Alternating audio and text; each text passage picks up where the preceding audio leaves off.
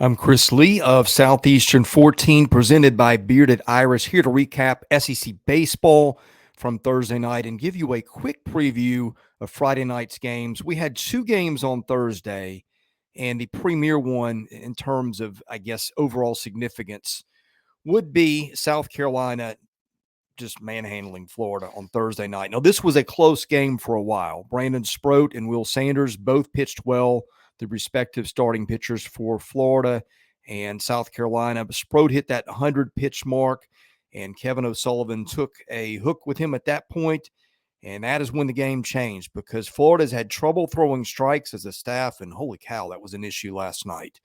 Carolina got, what was it, 5 in the sixth inning and then 5 in the seventh. The sixth was when they took Sproat out, and he had 2 outs, and the bullpen came in and just gave it up. Between Sproat, Abner, and Ficarrata, I believe it was, I think they walked 5 straight guys. So you got a bases-loaded walk in there. You got Ethan Petry doing what he does. He hit, what was it, a single with 2 outs that scored 2.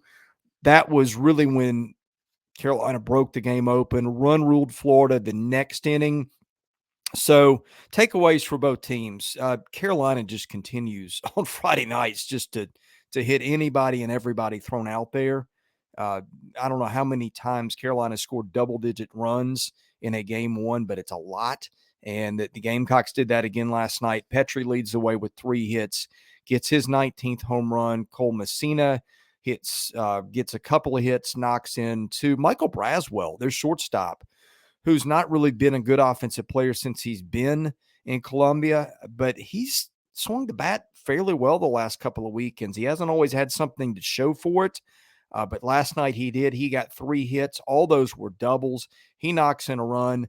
So if you're Carolina, you're coming out of this, you've used Will Sanders, who was really good, gives up 3 runs, 2 earned, strikes out 10, and was really in control a lot of the game. Had one inning that went a little sideways on him. I think it was a 4th where he gave up a couple of doubles.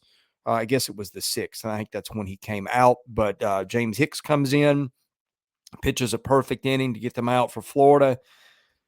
Sproat was good till it kind of came apart for him a little bit. Probably pitched better than the line indicated. Abner comes in, walks all 3 hitters he faced. Ficarrata walks a guy, and then they go to Nesbitt, who kind of, between him and the defense, it blows up.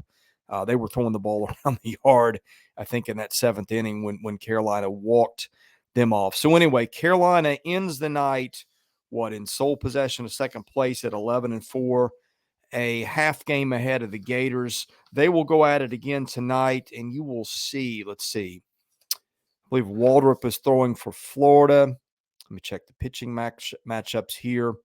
Yeah, that's correct. Hursta Waldrop against Jack Mahoney for the Gamecocks. He's been pretty good. So I would think that this tilts in Carolina's favor, given Florida's difficulties out of the bullpen lately. Brandon Neely, their closer, he's suspended for the weekend after that controversial issue with him walking off the field and doing some talking last week. A lot of people think he should have been suspended. I think I agree with that. But anyway, Carolina takes a 1-0 lead.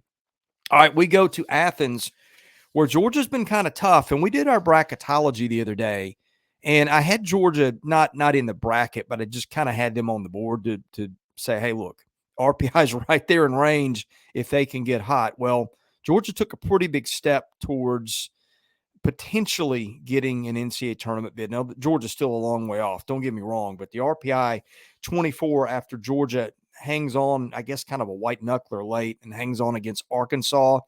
The story there, Jaden Wood's not pitching this weekend for Georgia. Georgia goes to Kolten Smith, who starts, throws 4, gives up 2 earned. I think Georgia will take that any day against that lineup. They go Wagner, Caldwell, Finley, Radens, not guys we've talked about a lot. But anyway, Georgia hangs on and wins that one 6-5. For Arkansas, Hunter Hollan started, goes 5, gives up 5, all those earned, walks 5, gives up 7 hits. They're not the best of outings for him. Arkansas goes with Dylan Carter in that game in relief. I don't have the pitch count here, but that's kind of a big thing. You want to use Carter in a spot where you can kind of win the game. And I'm not saying it was a bad move, but you'd like to have a little bit more in Dylan Carter's arm for the rest of the weekend, because Georgia plays pretty well at Foley Field and can hit. So Not a great start to the series for Arkansas, but still it's a 6-5 loss to a Georgia team that's pretty good. Fernando Gonzalez, Georgia's catcher, hits a home run. And for Arkansas, no home runs, but you had, what was it, 6 doubles, something like that. The Arkansas had 10 hits, just maybe couldn't put them all together right when they needed. Georgia walked 3 guys, which is pretty good for that staff, and hit 3 batters. So Arkansas had some chances, could not take advantage of them fully, and Georgia wins that series 1-0. Tonight you're going to have, let's see, Charlie Goldstein, who was really good last week, Georgia's lefty, will go against TBA for Arkansas. So I don't know, Hagen Smith, I would think if it's a close game, will factor in at some point. I don't know if he starts tonight or how that'll go. But it'll be very interesting to see how Arkansas matches up with Georgia from a pitching standpoint. I think Arkansas still got more arms left, but you would have liked to have not used Dylan Carter and loss if you're Dave Van Horn, I'm sure. Okay, quick word from our sponsor, Bearded Iris. These guys have been really good to our channel. So we are in Nashville, as you know. Bearded Iris is Nashville's home for a beer that is unapologetically itself, memorably composed and fun to drink. They offer a wide variety of hop-focused offerings like IPAs and DIPAs, as well as selected fruited sours, stouts, and a new hard seltzer. The Sylvan Supply location that Bearded Iris is in is home to Black Dynasty's Secret Ramen House.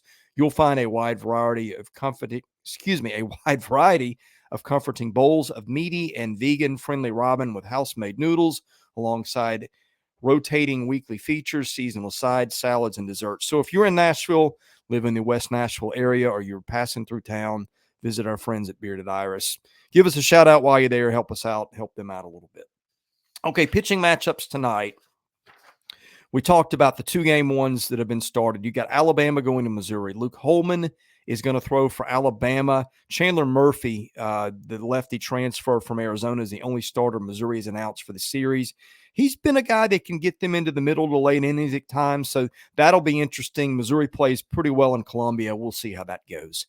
Mississippi State and Auburn in a series that the winner is going to leave with a little bit of hope, and maybe on the right side of the NCAA bubble, the loser is going to have its work cut out. But Mississippi State will throw Cade Smith tonight, their veteran who's been good at times. Auburn will throw Tommy Vale, their lefty, who was really good last time out. Oreos, you can tell, has a very strong opinion about this game, although I'm not sure quite what it is. But Vale's been really good for Auburn. He's been hands down their best starting arm for the most part, and so that'll be an interesting series on the Plains.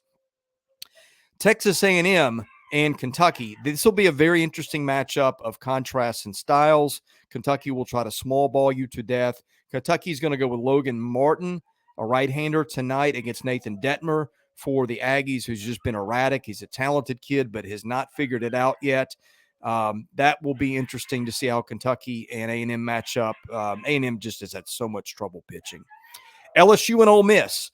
Paul Skeens is going to throw for LSU tonight. His worst 2 starts of the season are his last 2. I would think that's going to change, though. He'll go against Xavier Rivas, the lefty who's a transfer from the University of Indianapolis. And finally, Vandy at Tennessee in one of the more interesting series. Carter Holton is going to start. He's Vandy's normal Friday night starter. He didn't start 2 weeks ago against Missouri, and he did not start on Friday night last week. They put him back on Saturday, maybe rushed him. Anyway, he will throw tonight against Andrew Lindsey, who was Tennessee's closer until he wasn't. Tennessee has moved Dolander back down to that 2 spot and Drew Beam to the 3. Vandy going to go TBA on Saturday, by the way. So that means Hunter Owen probably will not pitch once again for the Commodores. So anyway, that's your wrap-up of SEC baseball.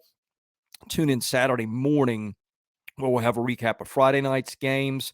A best way to make sure you catch all our stuff, hit that subscribe button, hit the like button. That helps our analytics. We did a bracketology the other day. We're going to start to do those every week to tell you where all the SEC teams stand in the pecking order with the NCAA tournament. Hope you like that too.